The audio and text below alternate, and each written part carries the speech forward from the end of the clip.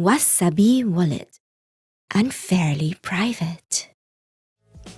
When you are first getting into Bitcoin, the onslaught of new information can seem quite daunting. That is why I've decided to put together a list of the top 5 things that you need to know when first getting into Bitcoin. Now, this list can be taken step by step. There's no need to crush everything and understand everything in this list right off the bat. Take it slow, go at your own pace, and in doing so, you will have a much better experience. I am Ben with the BTC Sessions, and this is your daily session.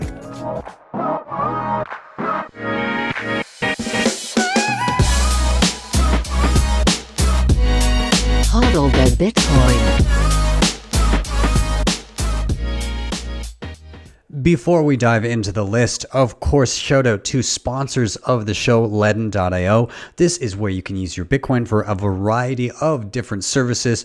Of course, they have their Bitcoin-backed loans. So if you're in a pinch and you need to get your hands on dollars, but you don't want to sell your Bitcoin because you're worried about that taxable event and you're worried about having to buy back in at a higher price, this could be for you. They also have Bitcoin and USDC savings accounts with interest rates of up to 12.25% annually paid monthly, and they've got their B2X offering that uses the same loan mechanism to instantly buy more Bitcoin, effectively doubling your Bitcoin on the spot. If you want to check these guys out, links in the show notes down below, and if you click that link and opt to get either of their loan products, they will give you $25 of value direct into your savings account for free.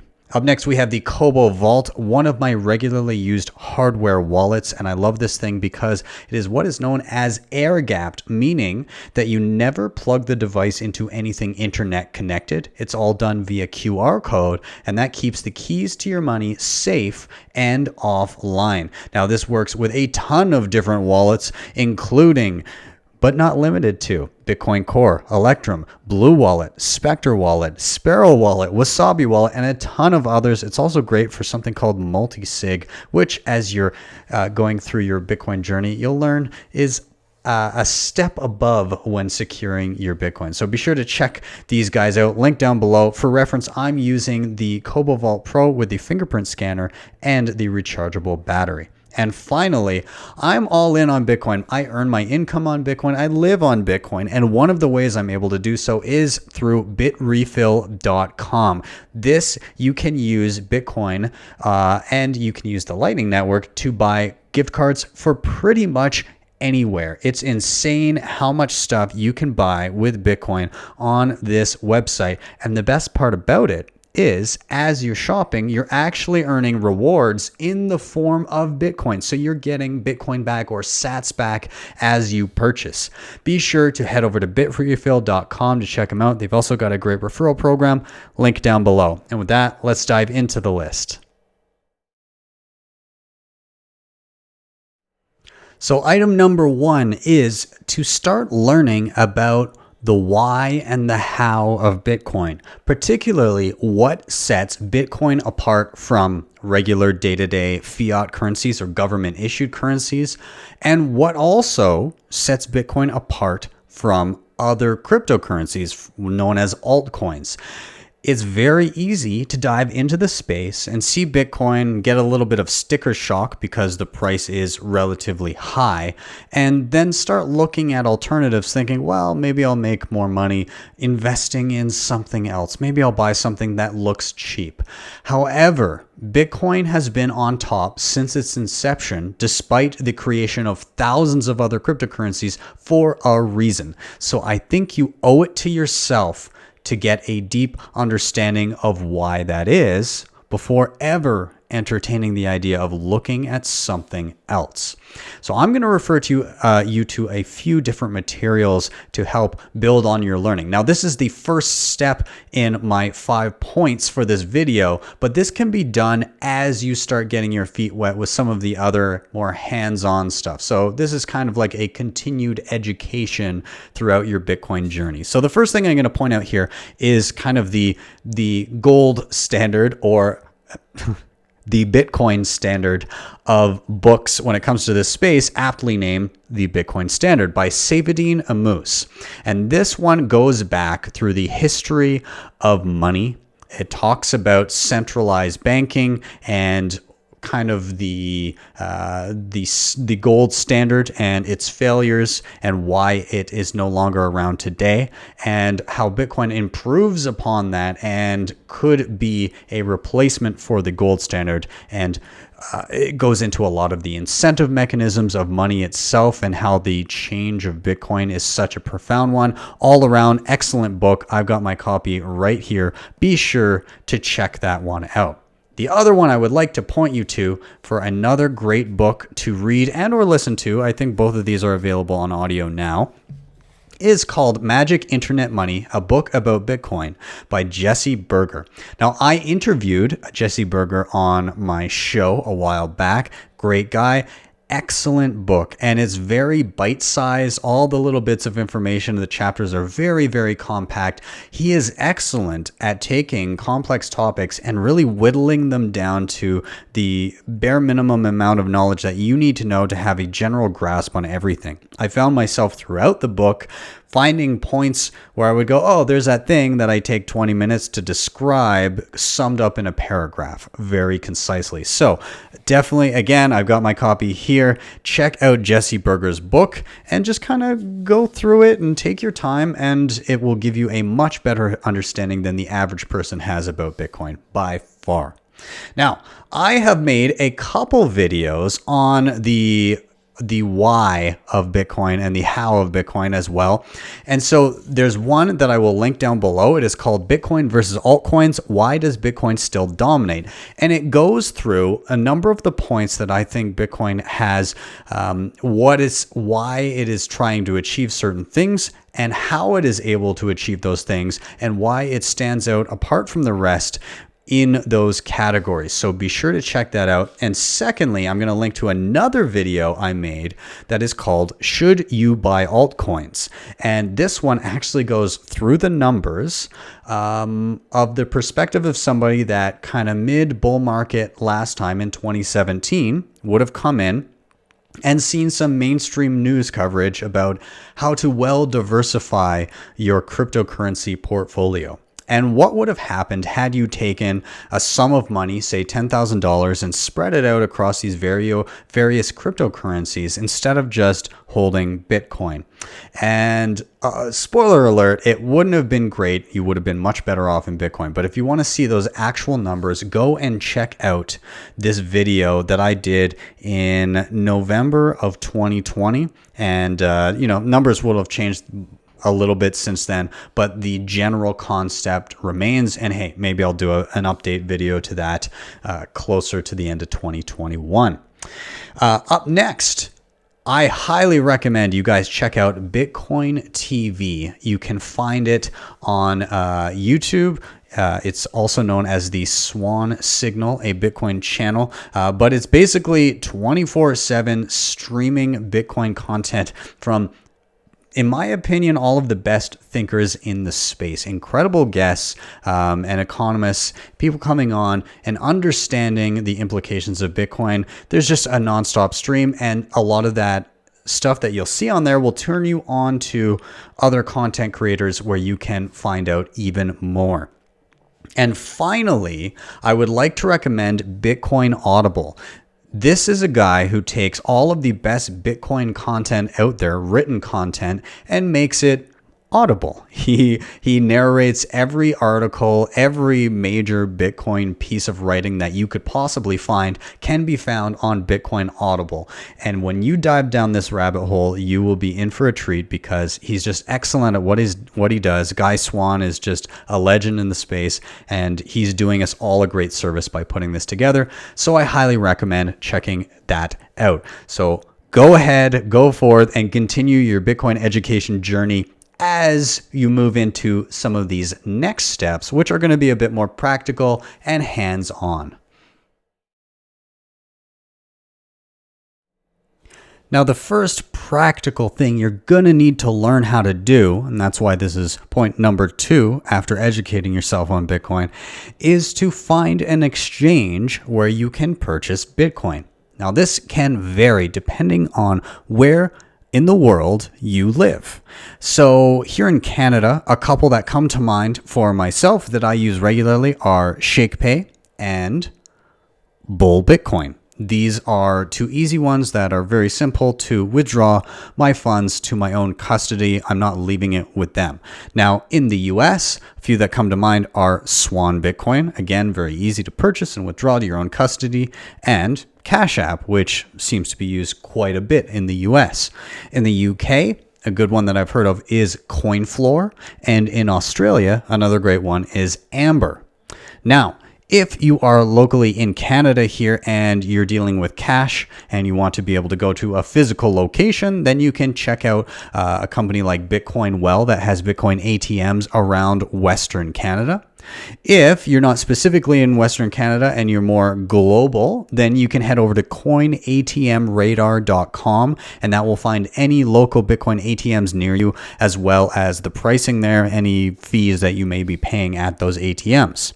Now, if you're looking for a more decentralized solution, and what I mean by that is more kind of peer-to-peer, not necessarily going through a company, but just going through individuals, then you can check out Bisq. I've done a tutorial on this along with a few others that I've mentioned so far, and Paxful, which is a little bit more centralized than Bisq, but you're still able to interact with individuals peer-to-peer, and Paxful steps in as kind of the arbiter in between in case anything goes wrong. All of these solutions can vary, as I said, depending on where you are on the globe. So it's going to take a little bit of Googling to figure out what is best for you. Or alternatively, you can follow me on Twitter at BTC Sessions and just say, hey, Ben, what is good in my country? And I will put the word out to Bitcoin Twitter and see what they come up with. Now, when you are finding an exchange, you want to make sure of a couple things. Number 1 is that you need to be able to withdraw funds off of that exchange into your own custody.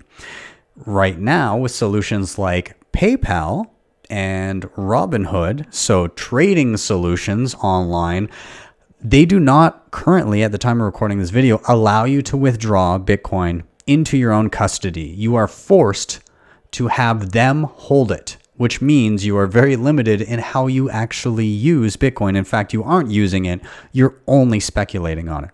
Now, on top of wanting to be able to withdraw it to your own custody, you want to also maybe find a place where you're not coaxed into trading. And what I mean is, you'll get on some exchanges and they'll be constantly poking and prodding you to check out new coins and try and trade and try and gain a profit by going back and forth between coins. The problem with that is you're being coached into gambling. Holding Bitcoin versus speculating on altcoins is an entirely different beast. And in the long term, between capital gains, mistakes made when trading, and just really not being super familiar with the space, it's probably not in your best interest to be rolling the dice at these altcoin casinos. And so if you land on an exchange and you notice that they're constantly trying to get you to trade, they're trying to get fees out of you in doing so, and they may not have your best interests at heart. So I would look elsewhere to purchase my Bitcoin. Hopefully that will help get you started finding a good place to buy Bitcoin for yourself.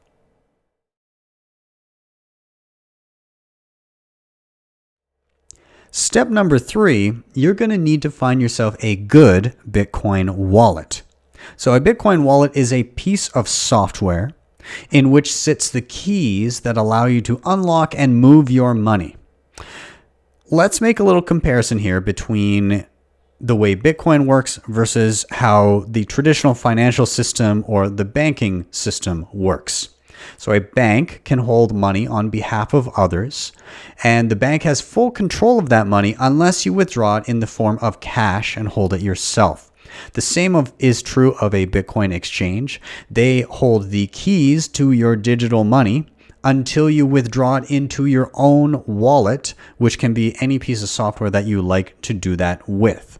So I'm going to give you a couple examples of wallets that I would highly recommend. One of them is called Blue Wallet. It is very simple. It's available for Android and iPhone, and the basic functions are there and easy to use, while there are still some advanced functions that you may need down the road that aren't shoved in your face to confuse you right off the bat. So highly recommend checking out Blue Wallet, and I have a full tutorial on that, which I will link down below. Another great alternative to Blue Wallet is Blockstream Green or Green Wallet. Again, you can find this for both Android and iPhone. Very simple to use on its basic kind of startup, but there are some advanced features that are available to you there that, should you need them down the line, will be available to you. Again, I will have a tutorial to this linked down below. But there you go. That's all you need. Hop over to the App Store, download either of these, and get started with the tutorials that I've provided. Now, there's one other thing to note on the wallet front here. A regular Bitcoin wallet is best used if you're not going to be doing a lot of transactions. And what I mean is doing a lot of day-to-day purchases, sending back and forth, because the Bitcoin network is limited in its capacity for the number of transactions it can do per second. And if it gets busy, then the fees that you pay for those transactions can fluctuate up and down. If you are looking to do a lot of transactions quite regularly for perhaps smaller amounts, then you might want to look into getting a Lightning wallet, a Bitcoin Lightning wallet. And this allows you to do instant and nearly free transactions. You can kind of think of it as a regular Bitcoin wallet being your savings account, and a Lightning wallet being your checking account where you do your day-to-day things, where you're going to be doing more high volume, regular transactions. So I will include a link to Breez Wallet, which is a Lightning Network wallet. It's important to note that Blue Wallet that I mentioned before also does have the functionality to add a Lightning Network wallet to it, and it is explained in full in the tutorial links down below as well.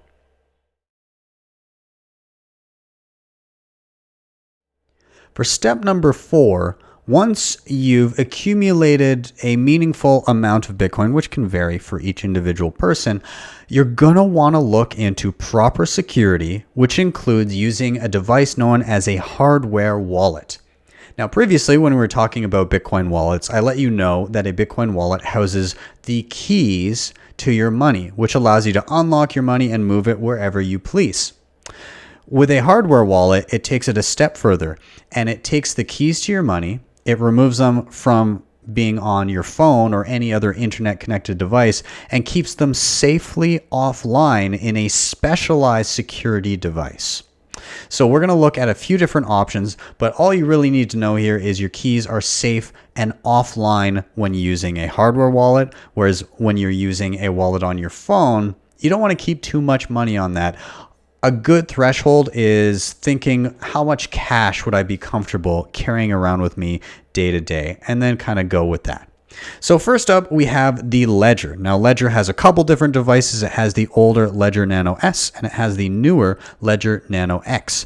The S is always plugged in to a computer or a mobile device, whereas the X has the option of being used with Bluetooth with your mobile device.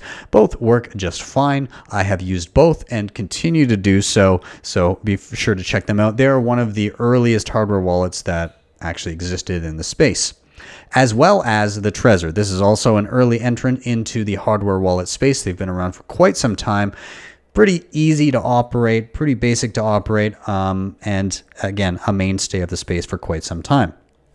Now, a step above this would be the Cobo Vault. And the reason I say that is with the Ledger and the Trezor, typically the way you use them is you plug them into something that is connected to the internet. So feasibly, there's the worry of well, I'm connecting it to something that's connected to the internet, so you might have a worry there. Whereas the Cobo Vault is air gapped, meaning it doesn't plug into anything that is connected to the internet. As I said before, keys are held safe and entirely offline.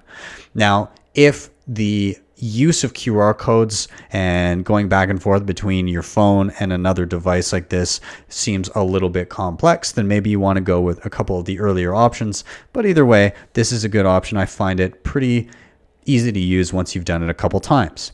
And finally, there is the cold card wallet. Now, this also does air gapping, albeit a little bit differently than the Cobo Vault. It is an excellent security device. It does take a little bit more of a learning curve, but it's really up to the individual. There's definitely some cypherpunk influences here, but I really do love everything that Cold Card and CoinKite does. So if you're up for a challenge, be sure to check them out.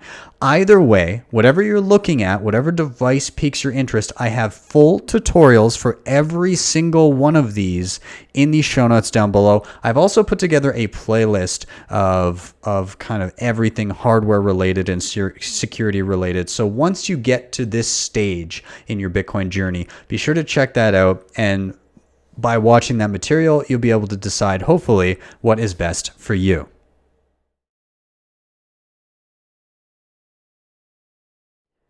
Number 5, keep good backups and check them regularly.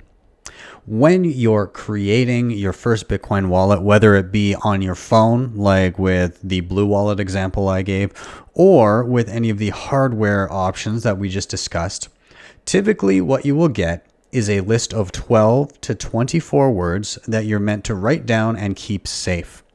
This is the equivalent of creating a copy of a key to your house, except for it's for your money. As with a house key and a duplicate house key, anybody holding that key can gain access to what it unlocks, in this case, your Bitcoin. And so that's why you want to keep these things safe. In the event that you delete the app from your phone, you can re-access your funds with the words that you've written down and kept safe somewhere. If you accidentally smash your hardware wallet or somebody steals it, you can re-access your funds with those backup words that you have stored safely. Now you can do this, as I said, writing it down on paper and keeping it somewhere safe. Typically, the best bet is to keep it in a different location than the actual hardware device itself or your actual phone, because in the event of something like a fire, well, if you lose both the device and the backup of it, you're kind of out of luck and that money is gone forever. Now, if you want to take this a step further, you can take your backup to any of your wallets and back it up in something like solid steel, like with the BillFodl here. This is over on a website called privacypros.io. And what it is it's a solid piece of steel with little tiles with varying letters that you slide in to represent the words that you would normally write down to back up your wallet. And so what this does is it takes away the worry of fire damage or water damage, or even just accidentally throwing it out because it's a piece of paper and you might not realize it's important. You're much less likely to do that with a solid piece of steel. So when backing up your wallets, please do be careful. Make sure you don't take digital images of your backup words, because again, phones can be hacked, computers can be hacked. It's better to have this physical only, not written down. Also, it is good to check your backups regularly. If you're dealing with a wallet on your phone and you've written your backup down or put it in steel, it's a good idea to maybe try on another phone and import your wallet by typing in those words. Or if you're dealing with hardware, depending on the type of hardware you have, most will have a feature in which you can check your backup in the settings, and you can actually input your backup words on the device itself. If you're dealing with hardware, you never really want to input those words on a phone or a computer, because it kind of undoes the security of keeping your keys offline. But if you're doing it on the hardware device itself, the actual hardware wallet, then those keys remain safe. So, as I said, it's a good idea to keep your backups safe. away from the original device that they were created on, so that you have that just in case something goes wrong with one, the other is still there. And keep it offline, whether it be paper or steel. Do not keep it online anywhere. And in doing so, you will be safe in the case of any sort of accident or emergency.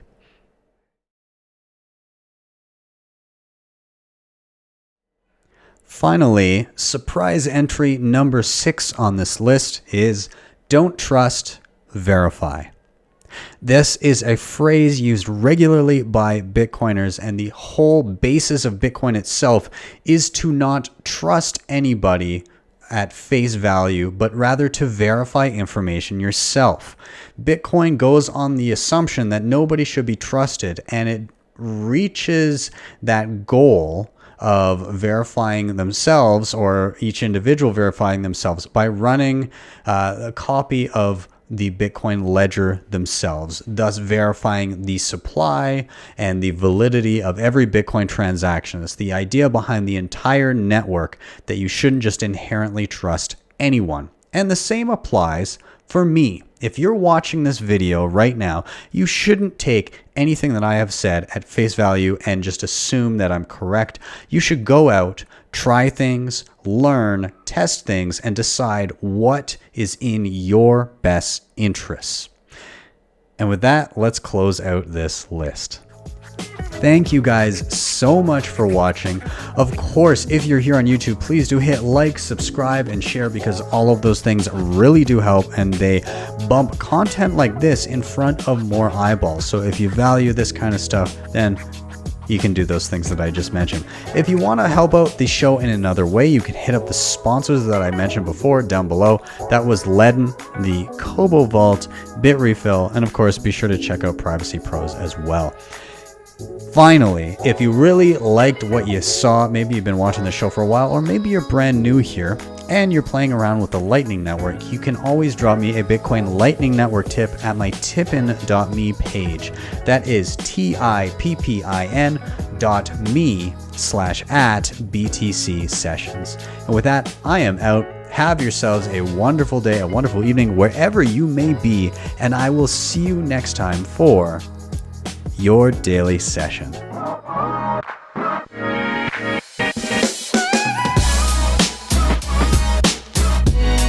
Hodl the Bitcoin.